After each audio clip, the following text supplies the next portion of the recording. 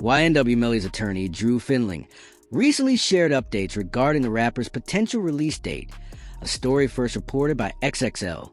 Melly is once again requesting his release from jail after spending 7 years in incarceration. On Wednesday, March 25th, his new legal team filed a formal motion in Broward County to set a bond. The Florida rapper's lawyers argue that he is being subjected to inhumane conditions, specifically noting that he has been held in solitary confinement since December 2021. Furthermore, they claim he has been denied all visitors for the past 4 years and has had his phone privileges revoked since 2022. The report says that Melly should have a hearing to reconsider his bond because of these major changes in his situation and new evidence that the court didn't look at before. His legal team intends to use these harsh jail conditions as primary leverage to secure his release. February 2020, Melly was involved in a multi-inmate fight inside the day room of his area unit and was given a DR for his role in the fight. October 2020, placed on a room restriction for refusing to go back to his cell as he was trying to hide while on the phone. And developing now, there's a new push to get rapper YNW Melly out of jail. He's currently awaiting retrial for 2 childhood friends, but a new lawsuit alleges he's being held in inhumane conditions. YNW Melly's legal team strategically filed paperwork seeking his immediate release, tying it directly to an ongoing lawsuit against the Broward County Jail. As reported, Melly is suing the Broward Sheriff's Office for cruel and inhumane treatment while simultaneously pushing for his freedom. He claims authorities have prevented him from seeing or speaking with his family for 3 years. The news sparked reactions across the rap community, with artists voicing their support, saying things like, "I like what I'm hearing right now. Shout out to Melly. Free him. He's been locked up way too long." According to his lawsuit, Melly has been living in a freezing cold cell with inedible food and virtually zero human contact. An interview with Melly's mother painted a deeply disturbing picture of his life behind bars, suggesting he may not be able to endure these conditions much longer. Son has not been convicted of anything, and even other inmates that have been convicted or anything, they have the right to use a telephone. They have a right to be allowed to write letters to their loved ones, to receive their mail. They hold his mail, they don't give it to him. Jamie King revealed that she is absolutely heartbroken over her son's situation. She expressed feeling completely helpless, stating that he is not even being treated like a human being on the inside. She urged the public to share their thoughts and opinions on the matter. When you saw Melly's statement, just saying how he's been hurt, how he's scared for his life, as a mother, how did that make you feel? It's heartbreaking. It made me feel completely helpless. Broward Sheriff's Office definitely needs to be investigated. I mean, they are making up their own rules. We've tried to go to court about this situation. The judge really doesn't have any jurisdiction when it comes to the jail, because we actually had a hearing about the mistreatment of him, and the jail they make their own rules. And I don't think that's fair, because I know that they need to answer to someone. The story quickly gained massive traction on social media. Charleston White offered a contrasting reaction, stating that this is exactly how YNW Melly should be living. He argued that Melly should not receive any special treatment inside jail simply because he is a famous rapper, emphasizing that people need to consider the severity of the charges he is facing and act accordingly. The YNW Melly, I'm so happy he in jail getting mistreated. Yeah, I'm so happy he in jail getting mistreated, homie. Homie, when you take a life, homie, you ain't got a right to complain about a motherfucking thing about being mistreated when you done chose to play somebody. The situation even caught the attention of rap veteran OG Boobie, who spoke publicly about the immense stress and emotional toll that Jamie King has been enduring throughout her son's incarceration. Okay, so then I met his mama while he was in. Oh, okay. I met his mom while he was in, and she real, bro. You know, she real. She's stressed out. I heard she had a... Yeah, she real, and I reached my hand out to him, cause I'm real. Yeah, I reached out to him, bro. I met his mom, and she a good woman, bro. And when I see them mamas like that, it remind me of what my mom was going through, bro. As the story went viral, and many began speculating that YNW Melly was on the verge of being released, a shocking development emerged from inside the courtroom. New evidence was presented revealing that YNW Sock Chaser had taken certain actions toward YNW Melly in the weeks leading up to his death. Prosecutors submitted a new potential motive for Melly to have committed the crime with Bortland's assistance. This information originated from a YNW affiliate who, during a police interrogation, ended up cooperating with authorities and providing incriminating information against YNW Melly. What motive would Melly have to kill his two friends? They just piss him off? I don't know, bro. I ain't gonna lie, bro. I'm gonna tell y'all straight up. Man, Melly was on FaceTime, Melly like, y'all don't know, bro. Y'all don't know what Sat was doing to me. Y'all don't know what Sat was doing to me, bro. Like, saying it like Sat was some shit. Investigators looked deeper into these claims and uncovered something deeply concerning. They discovered that YNW Sock Chaser had allegedly done unspeakable things to YNW Melly in the weeks before his passing, which may have driven Melly to seek urgent revenge.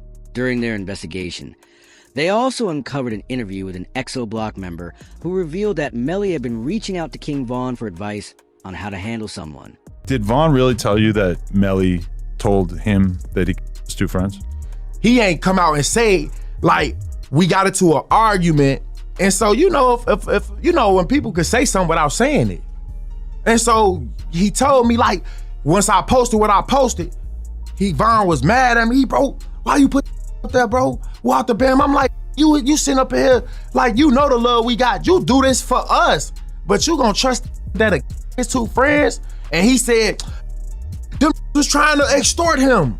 And so I'm like, if they was trying to extort him, then why are you still around them? This newly discovered evidence actually sheds light on why YNW Bortland accepted his plea deal, which makes the situation significantly worse for YNW Melly. Here's why. Bortland's plea deal directly correlates to Melly's potential release date for one critical reason. As many predicted, Bortland took the plea deal and agreed to a proffer, meaning he is cooperating and talking to authorities. He was sentenced on the charge of accessory after the fact, and will serve 10 years plus 6 years of probation, minus any credit for time served and gain time. His deposition has already been requested in the civil case, which means federal authorities were able to secure cooperation not only from Bortland, but also from his ex-girlfriend Mariah Hamilton, a detail that will prove significant later. DJ Academics wrote that the judge stated on both charges, Bortland pled no contest and must provide a factual basis for the court to accept the plea. This means Bortland is required to tell a factual account of how he committed the accessory crime, which inherently confirms that the underlying crime YNW Melly is charged with actually occurred.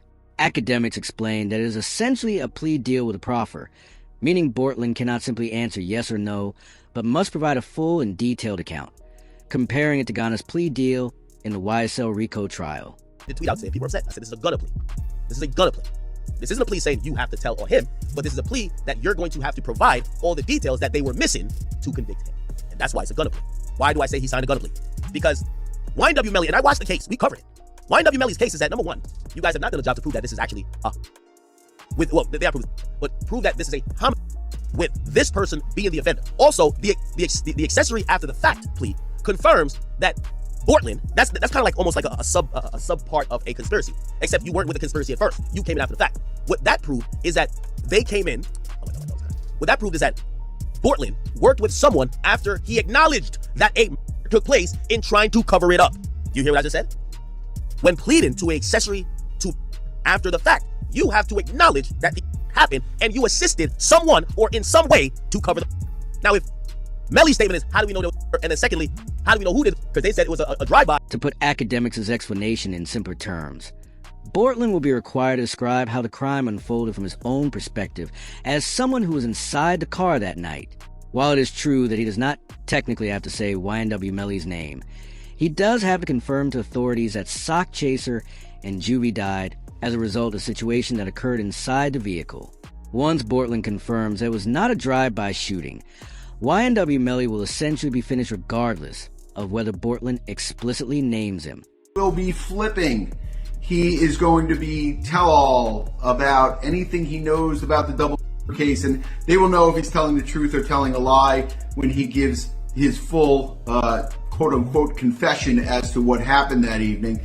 And that's what happens. A lot of times where guys are in prison for 4 or 5 years awaiting trial and looking at a life sentence, and they're offered 10 years where they'll be home probably in another 3 years that he'll serve, he decides to flip and become a cheese eater. And that's what happens a lot of times on these cases. And I was expecting it to happen a lot sooner than it did. He held out for quite some time. But long story short is it looks like he's going to flip. And it makes the case on YNW Melly, depending on what he says, which I anticipate he'll say that YNW Melly is responsible. However, with this new motive uncovered and Bortland agreeing to testify, it also explains why federal prosecutors did not bother proceeding with the witness tampering trial. As reported, YNW Melly will no longer go to trial for witness tampering after prosecutors dropped the charges. The Florida rapper's trial had been scheduled to begin on Wednesday, January 21st, but during a hearing on Tuesday, January 20th, prosecutors decided to dismiss the case. While this initially sounded like positive news for Melly, the reality was that it was all part of prosecution's broader strategy. By canceling the witness tampering trial, prosecutors ensured that Bortland's ex-girlfriend Mariah Hamilton could be called to testify in the murder trial. This means the state will now have both YNW Bortland and Mariah Hamilton testifying against YNW Melly. Mariah Hamilton is spending her first day at the Broward County Jail. She has no arrest record until now. U.S. Border Patrol agents arrested her at Miami International Airport Monday after she arrived on an international flight. Court records show Hamilton was ordered to testify in Demon's first trial in 2023. It's crucial to understand that when Melly's trial began in 2023, Mariah Hamilton was actively wanted by police for failing to appear in court. Despite spam calls and numerous house visits, she was nowhere to be found. This was because she had left the United States at YNW Melly's request. However, near the end of 2025, she decided she wanted to return home because she missed her family. She booked a flight back using her ID, which immediately triggered a police security alert at the airport. While waiting for her luggage, she was quickly surrounded by law enforcement and arrested. At her first court hearing, the judge offered her a deal, stating, "If you agree to testify against Melly, then you're free to go." She accepted the offer instantly, which is devastating news for YNW Melly. On her way home from court, she posted on Facebook, "To my village, thank you to my village. I love you all so much. God's plan, not mine." This gave prosecutors all the confidence they needed to drop the witness tampering charges, knowing they would secure a conviction and sentence Melly to life in prison on the murder charges. According to a 5-page memo, prosecutors dropped the witness tampering charges against Jamal Demons to avoid jeopardizing key jail call evidence that is essential to proving his guilt in the pending double murder trial. The state moved to dismiss the case because the issue of jail call suppression remained unresolved, risking acquittal and a loss of critical evidence needed for the 2027 trial. Prosecutors had charged YNW Melly with witness tampering and gang-related offenses tied to efforts to prevent key witness Mariah Hamilton from testifying in his double murder retrial. Financial records revealed that Hamilton received more than $31,000 from Melly's management company and associates, plus assistance purchasing a Mercedes despite having no reported income. Jail calls, surveillance videos, and inmate kites showed YNW Melly directing a relay system to inmates James Howard and Taryn to pass messages outside of jail. The most concerning part of the evidence file noted that recorded jail calls and messages instructed associates, including YNW Bortland, to keep Hamilton away from court using coded language and nicknames, something that was already exposed by YNW Juvie's father during an interview 2 years ago. There was this kind of crazy way that Melly was communicating. He wasn't allowed to use the phone, but he was passing notes to people, and then this person's calling this person and then that person. Seems like to me, they're going through extreme measures, trying to cover up or convince people not to testify, like Mariah mom.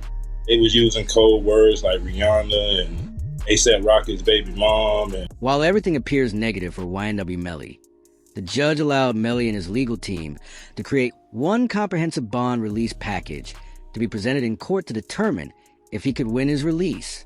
I was able to obtain the package. You tell me if this is enough to place YNW Melly on house arrest.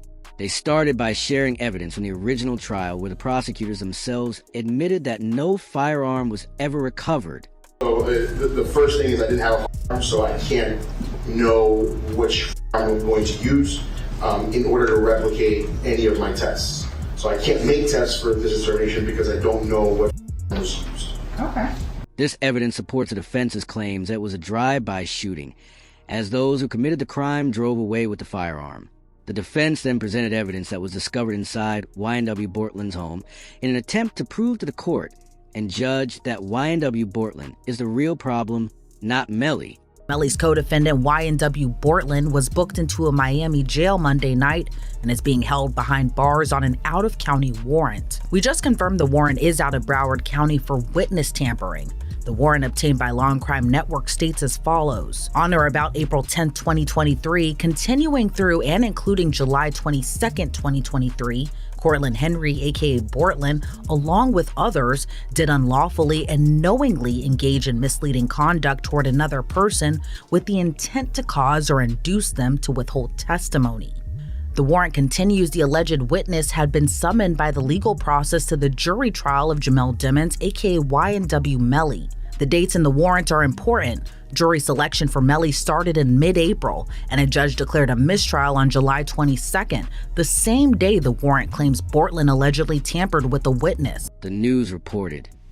Here are the images of alleged notes discovered during the home raid of YNW Bortland's residence last week. After YNW Bortland showed up to the original Melly trial for one day, he went home and wrote down on a piece of paper where all the jurors were sitting and what they looked like. It appeared as if Bortland was planning that if these jurors found YNW Melly guilty,